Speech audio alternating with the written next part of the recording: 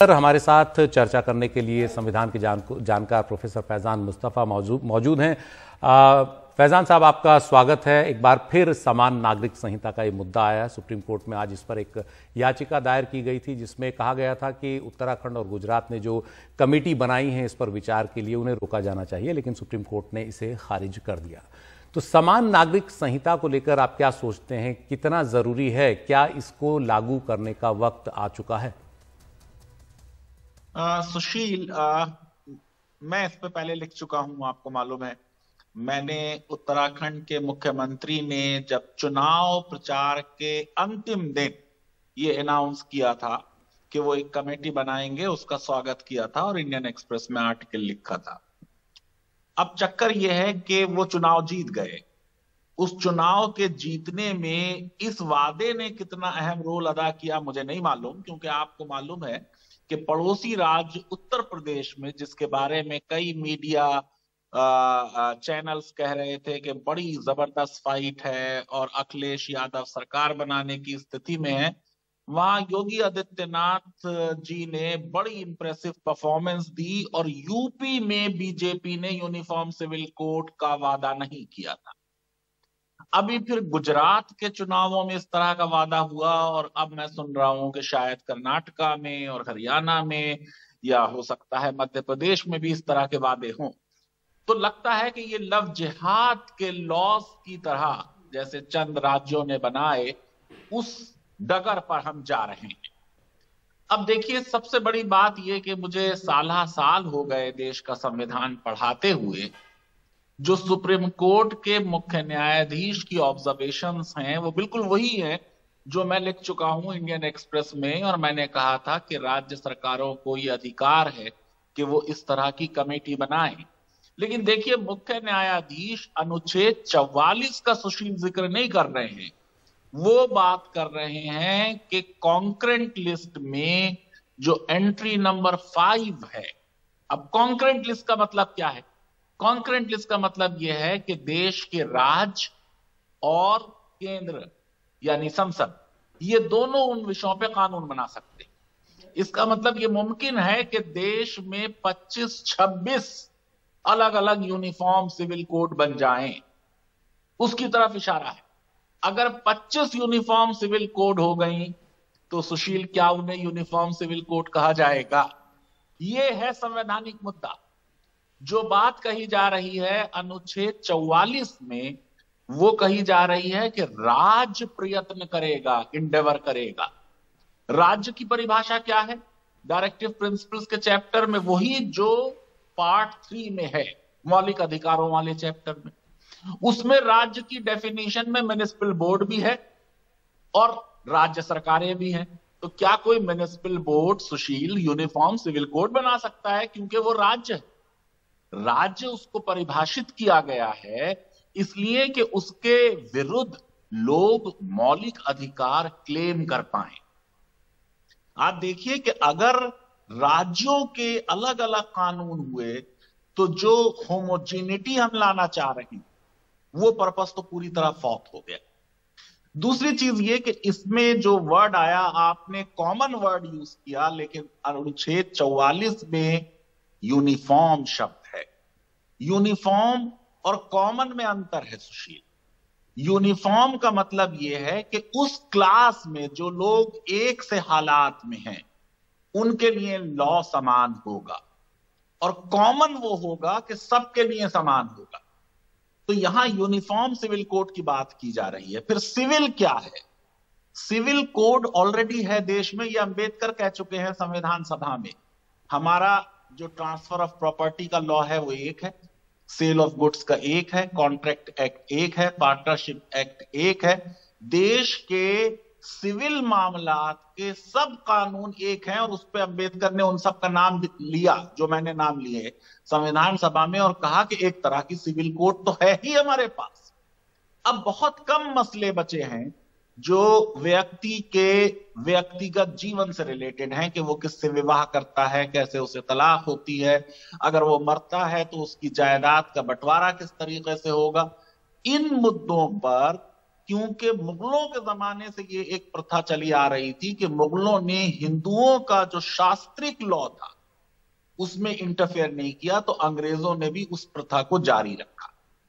लेकिन आज मैं ये भी लिख चुका हूं सुशील, जो पर्सनल लॉ चाहे हिंदुओं का हो, जाहिर है कि हिंदू कोड बिल जो है, यानी हिंदू मैरिज एक्ट और हिंदू एडॉप्शन और गार्डियनशिप एक्ट और हिंदू सक्सेशन एक्ट, ये भी हिंदू पर्सनल लॉ का हिस्सा है जिसको कोडिफाई कर दिया गया। इसी तरह मुसलमानों का लॉ है। मुसलमानों के लॉ में भी ये कहना कि उसमें कोई कोडिफिकेशन नहीं हुआ वो गलत होगा। शरीयत एक्ट 1937 का है, वक्फ एक्ट है, उसके अलावा dissolution of Muslim marriage act है कि एक मुसलमान बीवी कैसे तलाक हासिल करेगी, 1939 का। शाहबानो के फैसले के बाद 1986 में जो संसद ने डिवोर्स पर कानून बनाया वो पर्सनल लॉ का हिस्सा बन गया।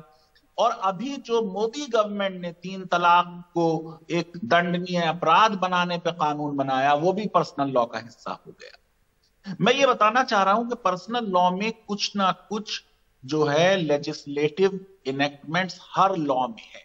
ये बात सही है कि मुस्लिम पर्सनल लॉ का काफी बड़ा हिस्सा अभी अनकोडिफाइड है, लेकिन क्या कोई लॉ अलग होने से खराब हो जाता है? मैं आज आपके दर्शकों को एनडीटीवी के नए साल की मुबारकबाद देते हुए बताना चाहता हूं कि विश्व में जो कुछ हो रहा है उसको भी हम देखें। लॉ, मैंने बार बार ये बात लिखी है, अलग अलग होना इतनी बुरी बात नहीं जितना अनजस्ट होना है।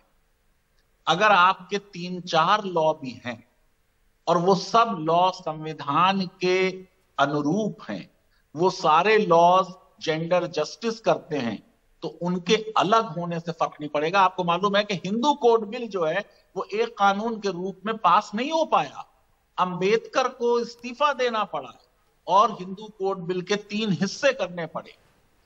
इसी तरह अगर अलग लॉ हो और सब के सब लॉ जो हैं वो न्याय करते हों और न्याय संगत हों, क्योंकि लीगल प्लूरलिज्म सुशील पूरे विश्व में एक बड़ी अच्छी चीज मानी जाती है। दूसरा क्या हो रहा है कि पूरे विश्व में जो सिविल जस्टिस सिस्टम है उसकी मौत हो रही है।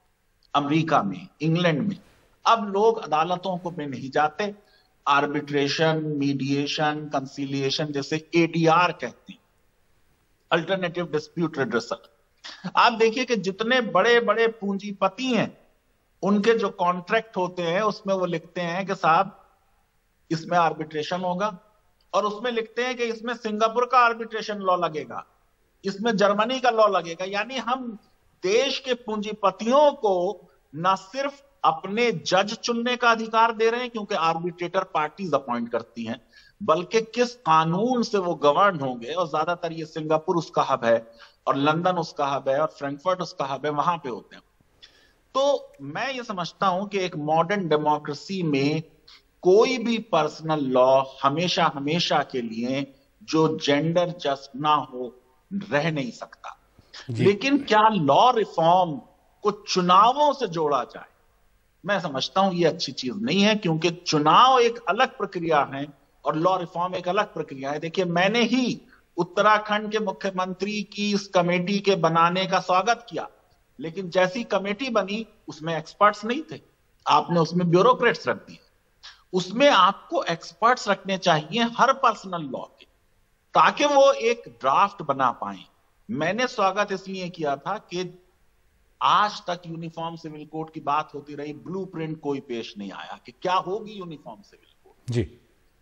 तो ये ब्लूप्रिंट लाने के लिए अगर कमेटी बनी, देखिए हिंदू लॉ रिफॉर्म कमेटी 1941 में बनी और हिंदू कोड बिल पास हो रहा है 1955 में, 14 साल लगे और 14 साल बाद भी पूरी तरह रिफॉर्म नहीं हो पाया। 2005 में हम पहली बार हिंदू बेटियों को कोपार्सनर बना पाए।